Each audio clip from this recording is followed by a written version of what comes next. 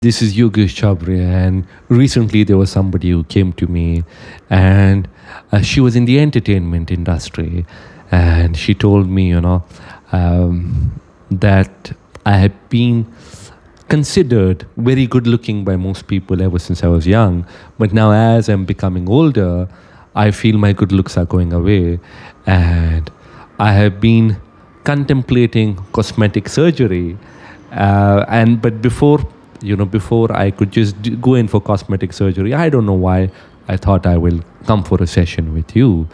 And I believe I told her, and I tell everybody, if you want to do cosmetic surgery, it's your choice. I'm nobody to judge. I'm nobody to tell you. But you need to remember one thing, that if you're doing cosmetic surgery just because you're not happy with the shape of your nose or for whatever reason, whatever you do is temporary, right? Your body, your physical body is temporary. And the moment you attach your self-worth or your self-esteem with your physical looks, so let us say, you attach your self-worth or your self-esteem with your physical looks, you are in for trouble, because eventually your physical looks will change. With time, they will change. Now, some people try to fight, they try to resist, especially in a westernized world. Many people are trying to fight the aging process, the natural aging process. And how do they do it? They get in Botox, fillers, so many things, surgery, so many things, they are afraid of getting wrinkles, they're filled with fear. And that is an unending process.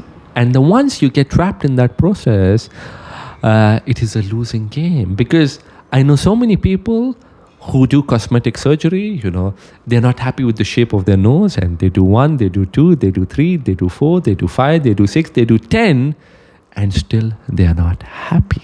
But on the other hand, if you accept that you are way beyond this physical body, your self-worth, your self-esteem is not defined just by your physical body. You're way beyond it. This is just the external shell. It's beautiful. You need to take care of your body. I'm not telling don't take care of your body. In fact, the Buddha, in the beginning, when he went on his journey, he starved his body. So I had been to some Buddhist temples in Sri Lanka, which are very well known. And I saw the statue of Buddha where his ribs are showing. And his ribs are showing is because he was at a stage of his life where he thought starving his body will give him enlightenment. But later on, he realized that the body is a beautiful gift. So you need to take care of it. You need to give it adequate food, adequate rest. But at the same time, you should not be so attached to it that your self-worth is linked to your body. And I told her this. I said, the decision is yours. But realize this, even if you go in for cosmetic surgery, how long are you going to be happy with it? How long are you going to need the next one and the next one and the next one and the next one? And your beauty is actually defined from within. You could be physically, there are so many people, physically from the outside, they might look a certain way. They might look physically beautiful, but how are they from within? How is their heart? How long can you spend time with somebody? Let us say you're a guy, you're a girl, you're a man, you're a woman. Let us say you meet somebody who is physically very beautiful from the outside. But how long does that physical beauty excite you? What if their heart is not so good? What if you can't spend time with them? What if you can't have a conversation with them? What if you can't laugh with them? What if they don't care for you? You think they don't care for you. What if they're filled with ego? What if they're filled with arrogance? What if they're too self-centered? And that's when you realize physical beauty is a very temporary concept. And I shared this with her. I said, of course, there are certain things you could do which are good. You can be happy, because once you're happy from within, the joy reflects on your face. Once you're well rested, once you exercise, once you have a good diet, once you meditate, once you're filled with joy, it reflects on your face. And there's some people, conventionally, they might not look good looking. They might not be beautiful.